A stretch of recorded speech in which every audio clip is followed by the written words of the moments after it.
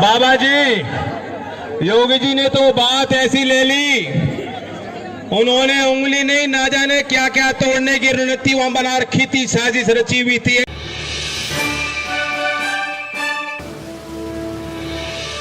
नहीं है। और वो जो तोड़ मोड़ की बात थी, उसके पीछे भी उद्देश्य था। वहां पूरब में घटना हुई थी और आप वहां जनता को जाके जो पीड़ित लोग थे उनको उल्टा धमका रहे थे ऐसे उंगली चलाकर। इसलिए मैंने उस आवेश में आकर, यहाँ पश्चिमी उत्तर प्रदेश की धरती है, यहाँ के लोग बहुत सहन कर लेंगे लेकिन अन्याय सहन नहीं कर सकते, उस बात को याद, इसीलिए मैंने वो बात कही थी उंगली तोड़ने की। लेकिन बाबा जी, योगी जी ने तो बात ऐसी ले ली, उन्होंने उंगली नहीं ना जाने क्या क्या तोड़ने की रणनीति वहां बना रखी थी, साजिश रची हुई थी, एक सुनियोजित साजिश थी। लेकिन मुख्यमंत्री जी, बाबा जी, योगी जी, बहुत नाम है आपके। मैं आपको कह देना चाहता हूं, आपने कोशिश अपनी कर ली, आपने पूरी कोशिश कर ली, लेकिन ये जो लोग हैं, ये मेरे घर के लोग हैं, ये मेरे घर के परिवार के बड़े हैं, ये मेरा खून है, खून, और ये मेरा बाल बाका भी नहीं होने देंगे।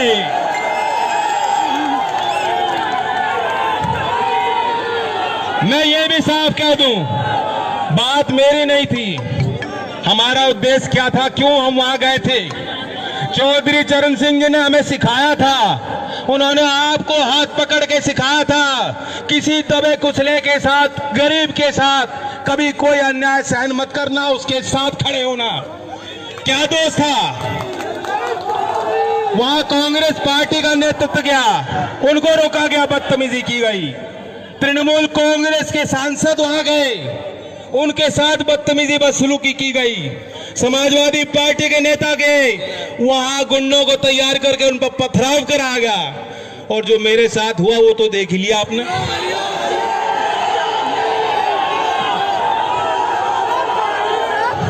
बड़े लोग जानते हैं, यहाँ टोपी वाले पगड़ी वाले लोग बैठे हैं, आप मुझसे ज्यादा अनुभवी हो, आप एक चीज जानते हो, इंसान की नस्ल की पहचान आप कर लेते हो। बात यह है, आदमी वो होता है जिस वातावरण में वो बड़ा होता है, जो जिस बच्चे को घर में प्यार मिलता है, संस्कार मिलते हैं, बड़ा होके भी अच्छा नागरिक वो आदमी बनता है। मैं जिस घर में बड़ा हुआ हूं, मुझे बचपन से आपने अपनी गोद में खिलाया है, मैंने देश के किसान की वास्तविकता को बचपन से देखा है, वह मेरे रग में है।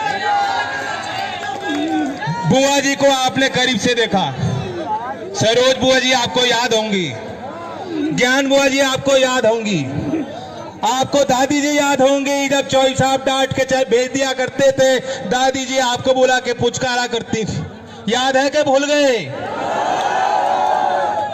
मेरी बहनें हैं, मेरे घर में 2 बेटियां हैं, मेरे अंदर खून नहीं, अगर इस प्रदेश और देश की किसी बहन किसी बेटी के साथ दुराचार हो और मैं वहां ना जाऊं,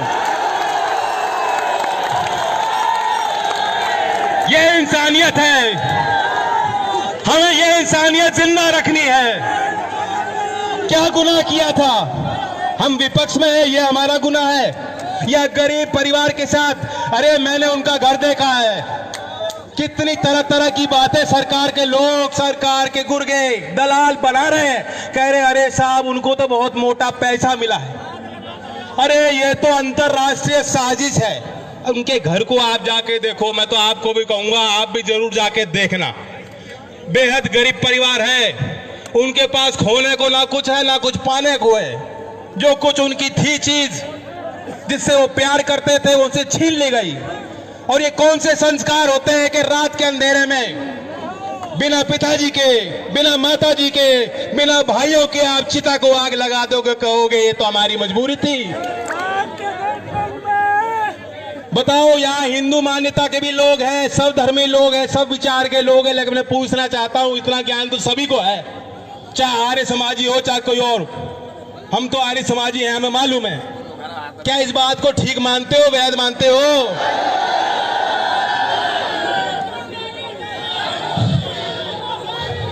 आप आज लखनऊ जाके देख लो, आप अपनी शिकायत लेके जाओगे, कोई गरीब आदमी प्रदेश का जाएगा, कोई विकास की बात करने जाएगा, मुख्यमंत्री आपसे नहीं मिलेंगे। आपको बताया जाएगा वो पूजा पाठ कर रहे हैं। अभी वो गोरखनाथ पीठ के मठाधीश है, अभी वो जो है धार्मिक मामलों में कई गाय की पूजा आपसे दरबार लगा के मिलने के लिए तैयार नहीं है। ये बताया जाएगा आपको।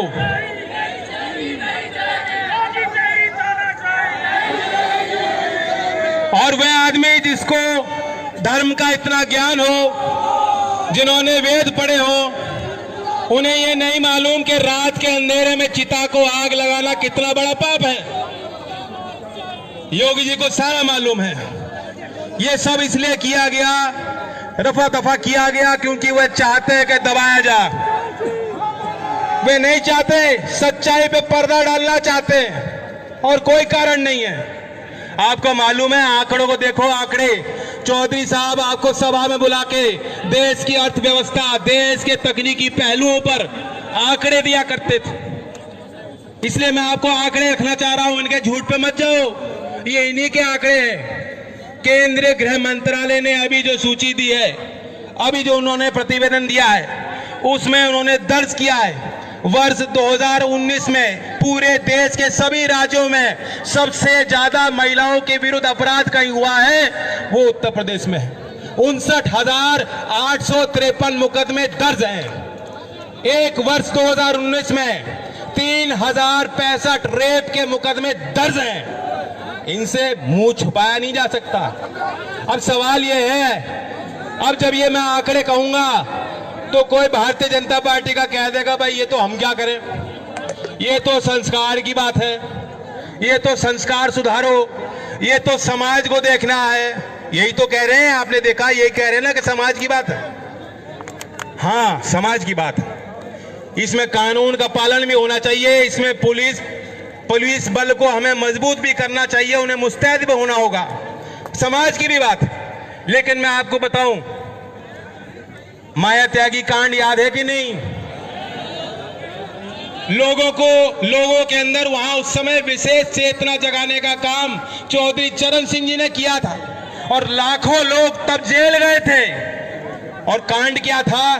कांड यही था जो इस लड़की के साथ हुआ, जो गरीब लड़की के साथ आज हो रहा है। और अगर हम लोगों को वहां जाने से रोका जाएगा, अगर हम लोग समाज में चर्चा ही नहीं कर पाएंगे, तो कभी जो है उस तरह का व्यापी आंदोलन खड़ा ना हो पाए। ये उनकी मंशा है। योगी जी को रेप से दिक्कत नहीं है, रेप की चर्चा ना करो, ये आंकड़े दबा के रखो। योगी जी को रेप करने वाले से दिक्कत नहीं है, उनको साथ रखते हैं, उनको मंचों पे सुशोभित करते हैं। आपने देखा, भूलना मत, जो एक विधायक सेंगर था, पूरी सरकार जुटी थी उसे बचाने में, उनसे दिक्कत नहीं है। लेकिन अगर कोई कहेगा कि गलत हो रहा है, अन्याय हो रहा है, रेप क्यों हो रहे हैं, उसकी आवाज को दबाने का प्रयास योगी जी और पूरी इनकी सरकार और इनके दलाल करेंगे। यह है सुशासन। क्या ऐसी सरकार की रचना आप लोगों ने की थी? मैं अपने भाइयों से कह दूं, बहुत मार पड़ ली, बहुत मार पड़ ली, और तरीके तरीके से पड़ रही है। किसान बेहद दुखी है। गन्ने की बड़ी फसल यहाँ होती है, पैदावार होती है। आपको मालूम है, चौधरी अजीत सिंह जी ने सारी जितनी मिल है चौधरी साहब ने लगाई, और किसी ने नहीं लगाई। अब 6 साल हो गए मोदी जी को, और 3.5 साल हो गए योगी जी को। एक मिल छोड़ो, एक कोल्हू भी लगा हो, कोल्हू भी लगा तो बता दो। और वादे कितने किए थे? हांगकांग बना देंगे, पेरिस बना देंगे, लंदन बना देंगे, चीन हमारी तरफ देखेगा नहीं, पाकिस्तान का इलाज कर देंगे, सारी बात कही थी। इन्होंने कहा था स्वामीनाथन आयोग की रिपोर्ट को पहला हम निर्णय लेंगे, फैसला लेंगे, किसान के पक्ष में लेंगे, रिपोर्ट को लागू करेंगे। आज भी दावा करते हैं कि हमने एमएसपी का 50% मुनाफा किसान को दे दिया, बांट दिया किसानों। किसान की आय दुगनी होने जा रही है, दुगनी होने जा रही है क्या? 29 सितंबर 2019 को उत्तर प्रदेश की गन्ना मिलों में 4,942 करोड़ बकाया था। मैं ब्याज की नहीं कह रहा। और 29 सितंबर 2020 को एक साल बाद 8,500 करोड़ का बकाया है। अब बताओ दुगने हो रहे हो या आधे हो रहे हो? और ये तब है जहां आपातकालीन स्थिति। मोदी जी कह रहे हैं, मोदी जी के हमने आत्मनिर्भर पैकेज दे दिया, पता नहीं 10 लाख करोड़ 20 लाख करोड़ कितने पैसे बांटे, और आपके बट में कितने आए हो बता दो। और पूरा का पूरा गन्ना भुगतान भी अगर उसमें जोड़ लेते और एक कलम को चढ़ा करके ये 8,500 करोड़ किसानों के खातों में सीधा आपको पहुंचा देते, तो हम लोग भी यहां ताली बजाते कि मोदी जी आपने किसानों की रखवाली की। लेकिन ऐसा इनसे किया नहीं गया, उल्टा वार किया। हमारे पंजाब के अगर कोई साथी हो, हरियाणा के कुछ साथी हो, मैं चाहता हूं उनके लिए आप विशेष ताली बजाओ कि वहां के kiसान जिस तरीके से संगठित होकर लड़ रहे हैं, बहुत कुछ हमें उनसे सीखना है। और हमारे भाई 3 नए कानून लाए, नए कानून। कितने लोगों को पता है वो कानून क्या है क्या नहीं पता है? नहीं पता, बहुत लोगों को नहीं पता है। दावा ये है कि एक झटके में मोदी जी ने सारे बिचौलिए खत्म कर दिए। नहीं, बिचौलिए खत्म नहीं किए। वे तो जो आड़ती है, जो मंडी में बैठते थे, उन्हें कमजोर किया है और नए बिचौले खड़े कर दिए जो नौकरी करेंगे, और नौकरी करेंगे सिर्फ अदानी और अंबानी की। और 5 साल में जैसे रेल बिक रही है, जैसे एयर इंडिया बिकने जा रही है, सरकार बैंक बेच रही है, सरकार LIC बेचना चाहती है, 5 साल के अंदर ये मंडी में जब किसान जाएगा नहीं, उसके बाद कह देंगे वे मंडी में सरकार खरीद नहीं सकती। और सरकार खरीदेगी भी तो अंबानी और अदानी से खरीदेगी। MSP का फायदा एक भी किसान को देश में नहीं पहुंचेगा। और स्वामीनाथन आयोग की बात, मुंजी का क्या हाल है? मुंजी पिट गई। अगर C2 + 50% का फॉर्मूला इन्होंने लगाया होता, लागू किया होता, आपको 630 रुपए अतिरिक्त MSP में मिल गए होते। आपको गेहूं के MSP में 225 रुपए प्रति क्विंटल अतिरिक्त सरकार द्वारा घोषित दाम होता। इन्होंने दिया नहीं, इन्होंने दिया नहीं। वो तो यही काम कर रहे हैं जैसे हमारा माइक कर रहा है।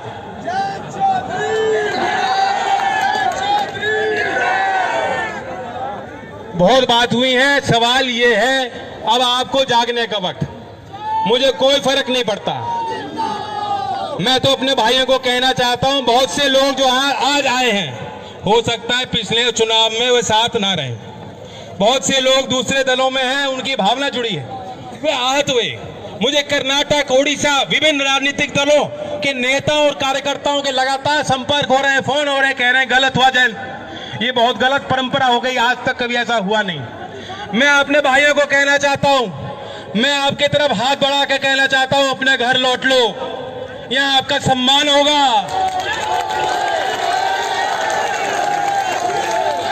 मैं आपको आह्वान करने आया हूं। अभी कोई वोट का मसला नहीं है, अभी कोई वोट का मसला नहीं है, लेकिन अपने भाई की, अपने खून की पुकार सुन लो और अपने संगठन को मजबूत करो।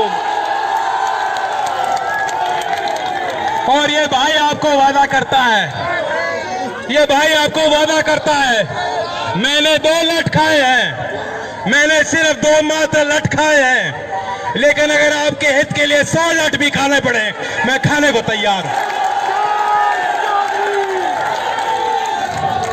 लेकिन आप देख लो, चौधरी चरण सिंह जी का मंत्र याद रखो, एक आंख लखनऊ और दिल्ली के कुर्सी पे रखो। हम आंदोलन करने निकलेंगे, निरंतर आंदोलन करेंगे, लोगों को जगाने का काम करेंगे। 12 तारीख में मैं आप सबको निमंत्रण दे रहा हूं, मथुरा में हम ऐसी पंचायत करेंगे, वहां भी आप पहुंचे। ये कारवां रुकने वाला नहीं है। लेकिन ये तो सामाजिक आंदोलन है, ये किसानों का आंदोलन है, इसे राजनीतिक आंदोलन करना है तो जिस तरह आपके भाई को लाठी मारी, ये लाठी ईवीएम पे मार के और वोट देके वोट का हिसाब लेके भारतीय जनता पार्टी को इनकी सत्ता से बाहर करके योगी जी की आंखें खोलने का काम करेंगे। धन्यवाद। जय हिंद, जय भारत। अगर आप चाहते हैं गरीब हर वंचित इंसान की आवाज आप तक पहुंचे तो हमारे चैनल को सब्सक्राइब करें और बेल आइकन का बटन दबाना ना भूलें। देखते रहिए बहुजन न्यूज।